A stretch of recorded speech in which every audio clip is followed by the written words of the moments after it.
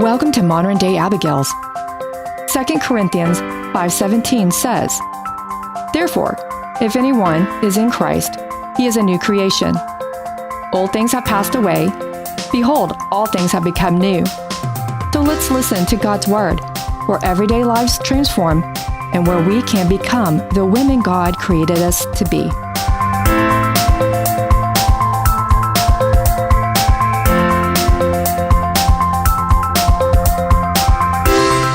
We're going to do a disclaimer here. In case you haven't read this story, we want you to know that we are about to talk about a rape situation. And for those who are sensitive to this situation because of what might have happened to you or someone you love, we just wanted to give you a heads up so you aren't blindsided. Okay. And we know we have several who have endured this particular type of abuse in their life. So, and we are sensitive to it. Yeah. Any sexual abuse. Huh? We're sensitive to any sexual abuse. Absolutely. Okay. So, and I know I'm personally, because of what happened to me. Right. I'm sensitive to it when I see it in movies and when I see it in books. So we wanted to be very mindful of that. And we just wanted to give you a heads up. Now, this story doesn't give horrific details, but it does have some disturbing ones. And we don't take it lightly, right? Especially with our background. So we just wanted to give you all a heads up that this is about to be what we're about to talk about. Okay. So we're gonna talk about the rape of Tamar. Okay. All right. So 13. Now David's son Absalom had a beautiful sister named Tamar, and Amnon, her half brother, fell desperately in love with her. And Amnon was so obsessed with Tamar that he became ill. He became sick. Okay. And she was a virgin, and Amnon thought that he could never have her. But Amnon had a very crafty friend who was his sneaky snake cousin, Jonadab.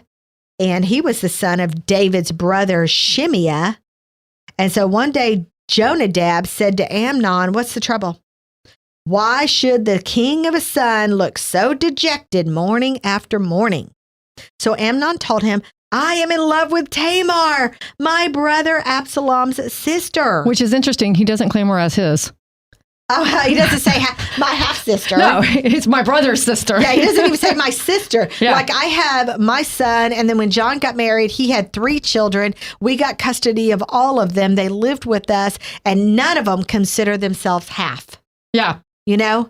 They were actually related in this story. I know, but it's funny how he said my brother's Absalom's sister. Yeah. Instead of just saying, "Hey, I'm in love with my half-sister." Yeah. I guess it made it better. Didn't even have to say half-sister. It could just be, because he's trying to disassociate from his mental mess thinking. Is crazy. Yeah. But crazy. The friends you pick, like he was like supporting him of this, like, oh. His sneaky snake cousin? Yeah. Like, really? Yeah. Like, dude, you need to move on and go shopping somewhere else because she is not in the market for you. Exactly. Like, right? Exactly. Leave her alone. Yeah, a good friend would have Your said, young virgin sister, let her be. Yeah, Leave her alone. Yeah, you're right. A good friend would have said, "Hey, she's your half sister. Why don't we go find you somebody else?" Right? Right? Somebody else you could fall in love with till you're sick. Yeah. Okay. All right. So he said, well, Jonadab said, "I'll tell you what to do. Go back to bed and pretend you're sick.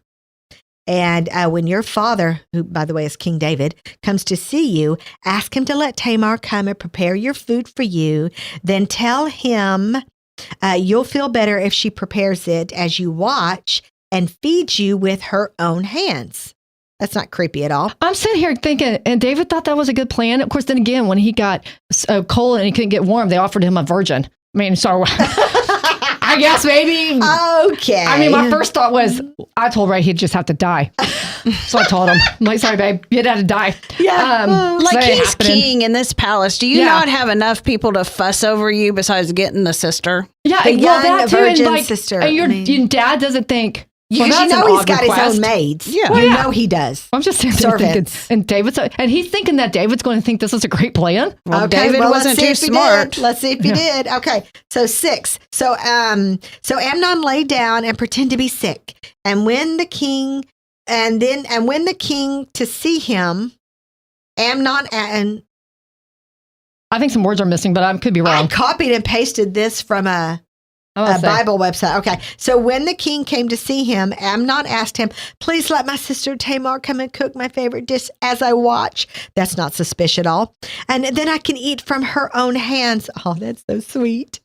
And so David agreed. I'm thinking he didn't look at us and go, wow, you're a weirdo. No, David agreed. I know. David agreed to send Tamar to Amnon's house to prepare some food for him. 0 discernment points for David going on right here. Okay. Can you say clueless? Okay. I would have thought if my child said that, I'd been like, you're a weirdo. How did this type of talk not throw up red flags? Yeah, okay. exactly. Well, you know what? I this guess was his young virgin daughter. Yeah, but at the same time, that was his son. He probably never thought his son would do something like that with his daughter.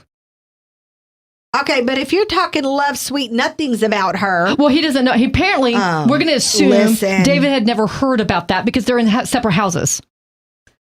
Yeah. So apparently he had never heard that. It's only in his house that's been going on.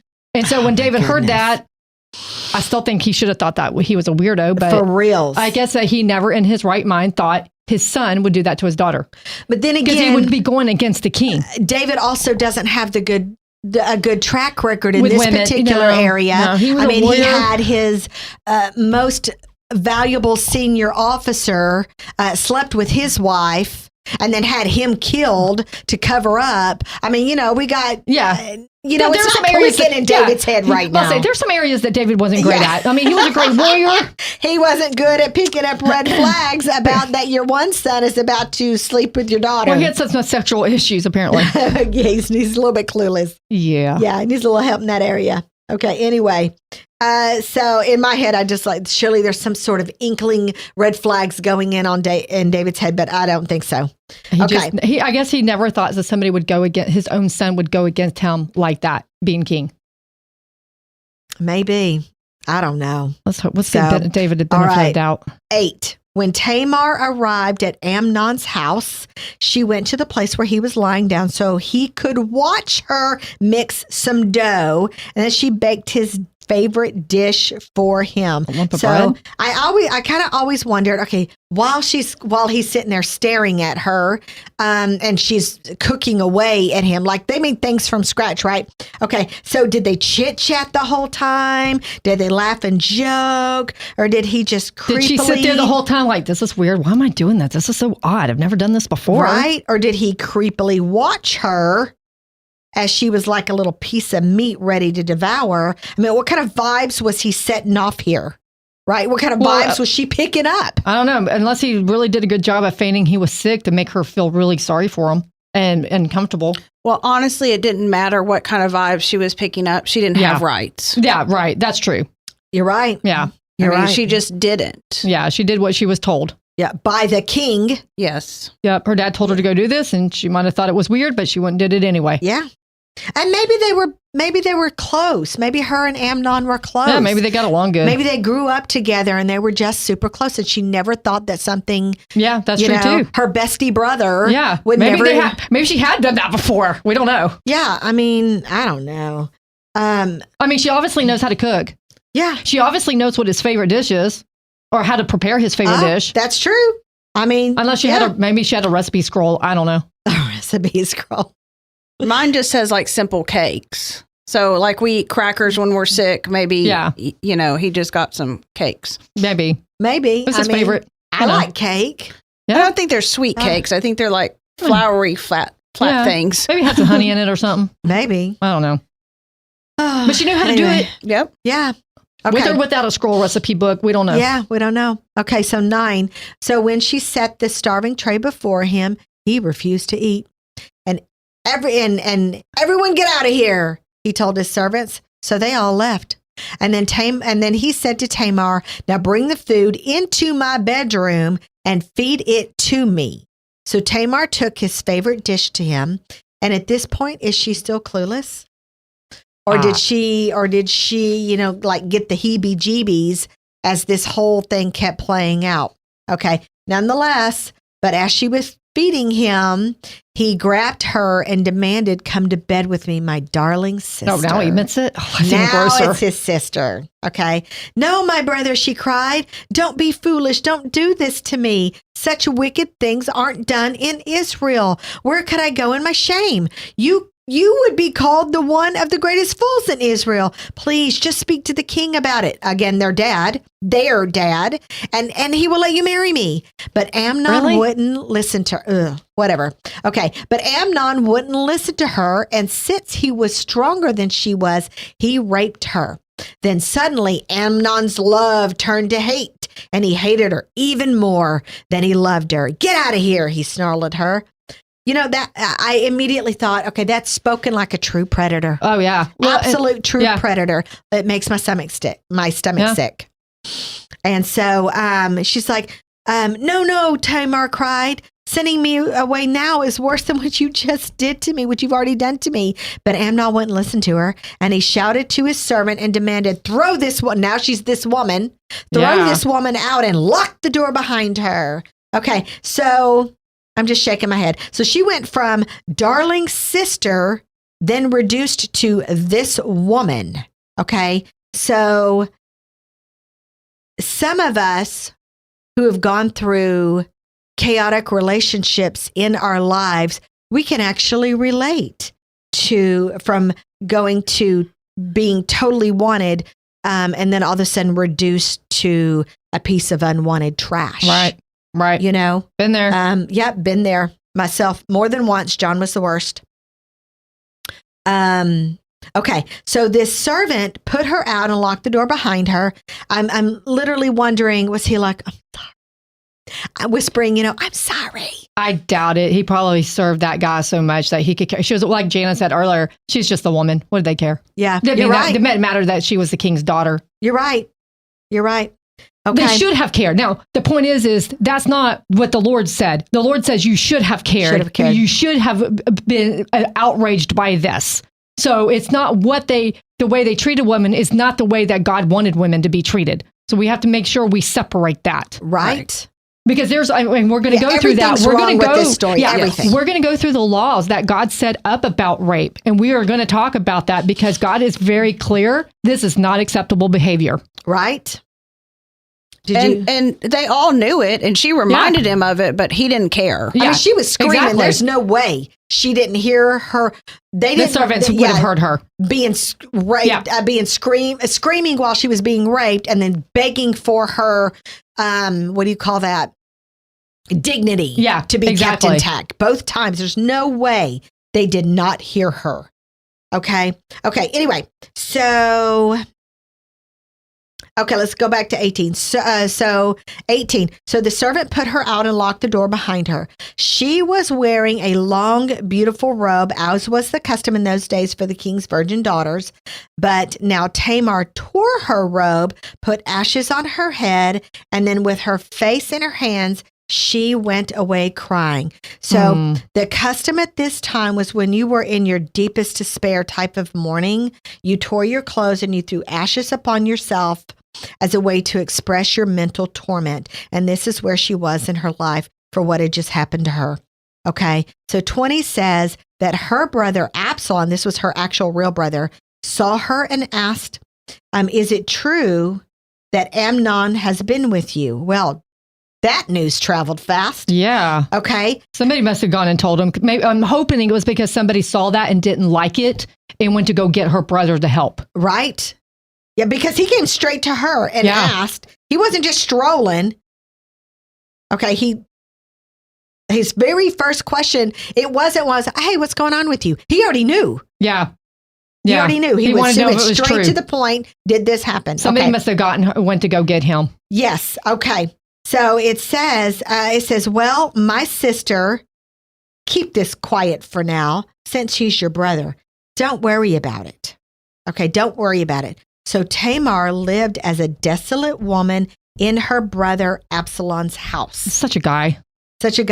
So I wanted to stop right here. I'm not bashing men. Men think differently than women. Because you can tell in Absalom's mind, I'm going to take care of this. But he didn't express it to her. No. Okay, and we're about to talk about that. Okay. So I wanted to talk about family secrets and the harm that they do. Sometimes there is more harm done in a family secret than the horrible act that just happened to you. So right here, I thought that I would tell a little bit of snippet of my own personal story about and show the damage that keeping a family secret, as to not shame the family. I wanted to show the damage it could do. And I've got a personal story for that. Okay. So, and I've touched on this many times. So those who have been listening for a while, this will not be a secret. Okay. So when I was 9, I spent the night at my best friend's house, and it was for the first time. And it was also for the first time I was ever allowed to spend the night at anyone's house. So it was my very, very first sleepover. And I was at my best friend. Her name was Shannon. I'm not going to say her last name, but it was her house. And I was so excited. I was in the 3rd grade. And it was that night that I was sexually abused by her father. And it changed my life forever. And I told my parents, and we went straight to the police station. But this was also the 1970s, and life and tragedies were handled very differently back then. You kept quiet. You dealt with it inside closed doors. You didn't go telling everybody. You didn't even go telling anybody in your own family. You kept your immediate family business as immediate family business. And it was called family secrets. And it was a big thing that was done back then, all the way through probably the 2000s. Okay. So, and this was a major, telling somebody outside of your immediate family of things like this was an absolute no. It just wasn't done. Okay. So and a lot of them thought it was the best for the child. If we try to forget about it and don't stay there, it's best for the child. They don't realize that the child needs to talk about it. Yeah. The child nedes to talk about it. They need to express it. Don't bring it up to her. And then deal with that and work its way through. Yeah. So, one thing you also did not do back then is you didn't see therapy is big now. Yeah. Therapy's absolutely unexistent at that time. Right. If you were seeing a therapist for anything back in that day, then you were literally mentally unstable. Okay. Right. Which wasn't the truth. But that's how it was perceived back then, is absolutely different than the way it is now. And so when you had something happen to you, you just literally did not tell a single person. If you were seeing therapy, you certainly didn't tell them. But if you had a tragedy in your life, you also didn't tell them. So in today's world, it's very acceptable to speak up. It's encouraged to speak up. Okay. But not then. So my parents never spoke about it again. Not to me. Okay, nor was I allowed to talk about it with them. I wasn't allowed to bring up what happened to me at all. And it damaged me beyond belief. I felt unloved. I felt forgotten. I felt abandoned. I mean, like, why didn't they help me? Right. Why was this my fault that we had to keep it such a secret and that I wasn't even allowed to talk about it? Okay. And that's what a woman needs to do. A woman needs to talk. And that single act of how they handled it set the stage for my next 30 years. I lived my life and acted like I was damaged, because I was. What I didn't know when I was 9 was that behind the scenes, my parents tracked down several other little girls who he had abused, and they were able to send him to prison. I did not know that he went to prison. Right. And that would have helped you. That would have been a help healing. Absolutely would have changed my whole perspective on the way that I led my life, the way that I conducted myself. Okay. So what they did was they found 3 other girls. So I was the 4th. Wow. And back then, you only went to prison for 1 year per girl. That's sick. Or 1 year per boy, whatever your preference was. Now it's for life. Right. Okay. But now, is it the difference because it wasn't a full rape, or because I know, did that make a difference? I don't know, because I don't know what he did to the other girls. That's true too. I happened to start screaming at him. Yeah. And so it didn't get any further than it did. Right. But I don't know what the other little girls did. That's true. I just know that there were more, and there were at least 3 others that their parents were willing to get involved. Yeah. I don't know how many girls there actually were, but I know that there were 3 where my parents talked them into, let's put him away. Yeah. Okay. I didn't know any of that happened. I didn't know until I was about 20. Okay. So, again, when I found this out, I was absolutely shocked. I was floored. Okay. Also a little bit impressed because the internet didn't exist. Don't know how they tracked these families down. Cell phones didn't exist. Internet didn't exist, but they were super sleuthy on doing this. Okay. I don't know. It sounded like somebody went and found some people and said, I'm going to kill you if you don't give me the information I need. Well, okay. So my dad, I'm a cuss. He's a badass. Yeah, he really was. He was military. All of his friends were military. His best friend was the police chief of one of the other small towns. You know, small town country boys. You just don't mess with them or their families. Okay, so that's who my dad was. Okay. And anyway, so he did what he did. I don't know how they did it. I didn't even find out about it until 11 years later.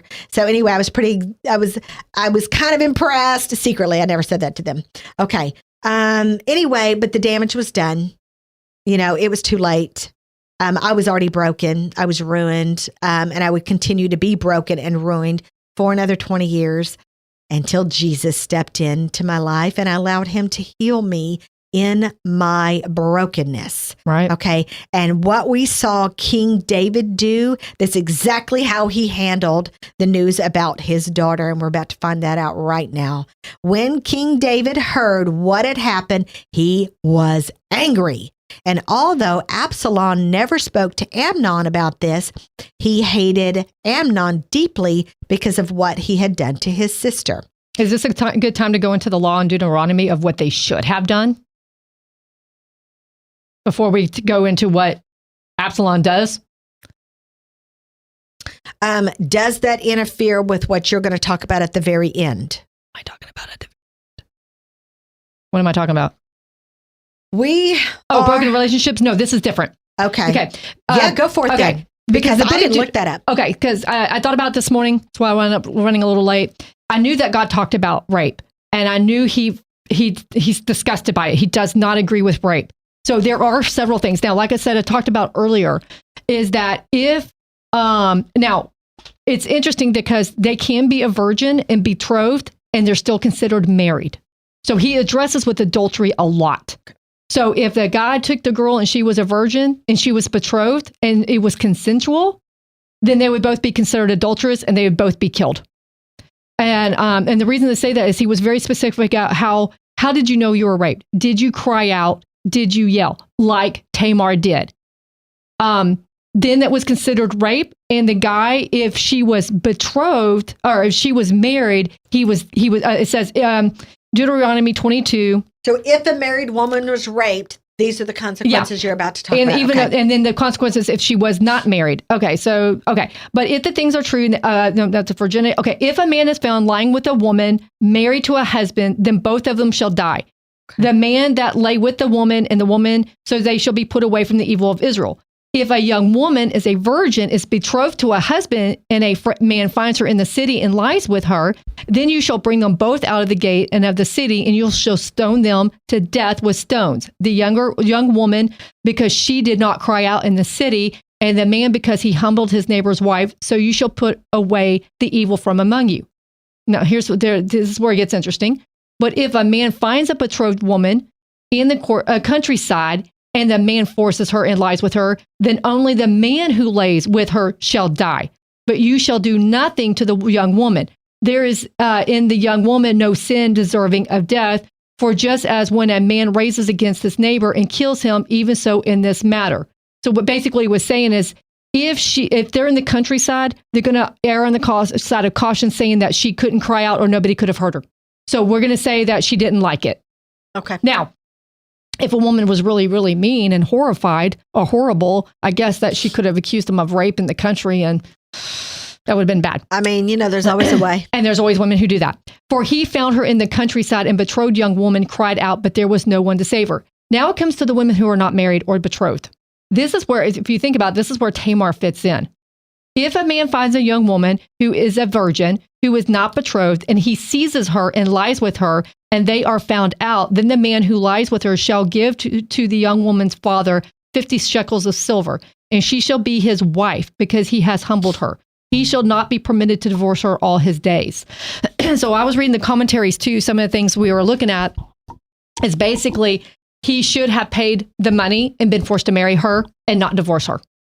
That doesn't mean he would have been. Which King David could have absolutely made happen. He could have done it. He also could have said, I think there was another one. Because all it says was he got mad. Yeah. That's it. Yeah. He asked to marry. Please marry me. Yes. Hey. We want you to hear that. We want to hear it. She asked to be married. Marry me so I don't have this shame. Do the right thing now that you have violated me. Exactly. And he refused. He turned his love for her, his lust for her to hate. He despised her then. He was like, oh, God, I don't want to. Now you're used and disgusting. Yep. And there was another one in here that they had to pay 100. Oh, that was if that's talking about a man who decides that he's mad at his wife and says that she's not a virgin, but she actually is. We're not even talking about that. So David should have demanded that they get married, even though she would probably be put aside and he would never really love her. But he could never have another wife. So he had a choice because if he couldn't divorce her, and God had made very serious about adultery. So if he had gone to another woman, it would have been considered adultery and he would have died. But David had several wives, so I'm not sure how much because he married them. Well, yeah, he would have had to marry the other ones. He could have married more and not ever raped them and then had to marry them. So this was a different situation. Yeah, okay. But he was never allowed to divorce her, but at least she wouldn't have been in shame. Right. She would at least been, it would not have been an ideal situation. And she's in a bad situation. She was never asked to be in this situation. She was forced into this situation and it's not fair. Right. But she has to deal with it. And she could have been married to him and he could not have divorced her. That means he would have taken care of her for the rest of her life. And God does not agree with abuse. So he would not have been abusive because that would have been dealt with too. Oh, because he's so upstanding and wants to follow all God's rules there. Yeah, but it would have been dealt with. If he had been abusive, they would have dealt with that too. Him. Yeah. Lord's not above it. Now, what I was thinking also is one of the other one was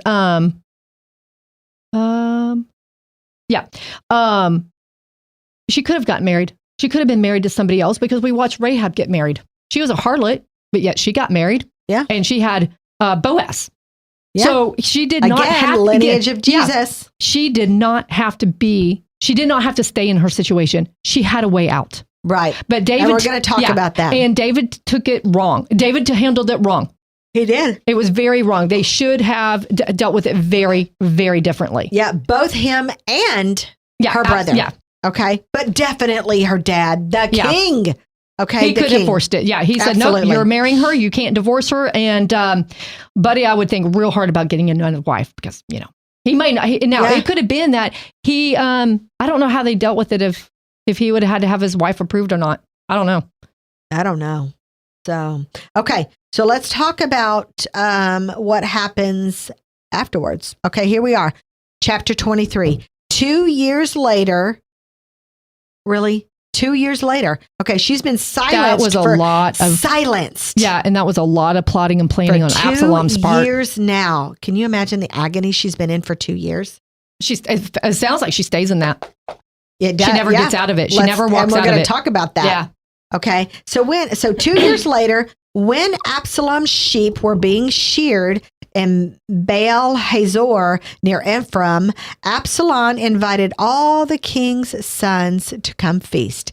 He went to the king and said, "My sheep shearers are now at work. Would the king and his servants please come to celebrate the occasion with me?" And the king replied, "No, my son. If we all came, we would be too much of a burden on you." Now, he just didn't want to deal with the family drama that was going down. Right. Okay. Absalom pressed him, but the king would not come, though he gave Absalom his blessing. Okay. And, then Absalom said, "If you can't come, how about sending my brother Amnon with us?" Okay. That's not a red flag. Okay. The king figured that one out. And he said, "Why Amnon?" asked the king. But Absalom kept pressing the king until he finally agreed to let his sons attend, including Amnon. So Absalom prepared a feast fit for a king. Absalom told his men, "Wait until Amnon gets drunk, then at my signal, kill him. Don't be afraid. I am the one giving the command. Take courage and do it." So at Absalom's signal, they murdered Amnon. Then the other sons jumped up on their mules and fled. They took off. And they're like, oh man, they had no idea what just went down, but they were absolutely not going to be. They might have thought that this was a next. They might have thought it was a coup. And he was trying to take David's place, which I think he does try to do that later. Stage a coup. Yeah. And so it could have been that they're like, they may not have known the situation with Tamar. It's been 2 years. They may not have thought about it. Told her to be quiet. Yeah. So he might not have told anybody either. Yeah. So they may not have known, or if they did, it'd been 2 years, they probably didn't even think about it. No idea that Absalom had been planning this for 2 years to kill him.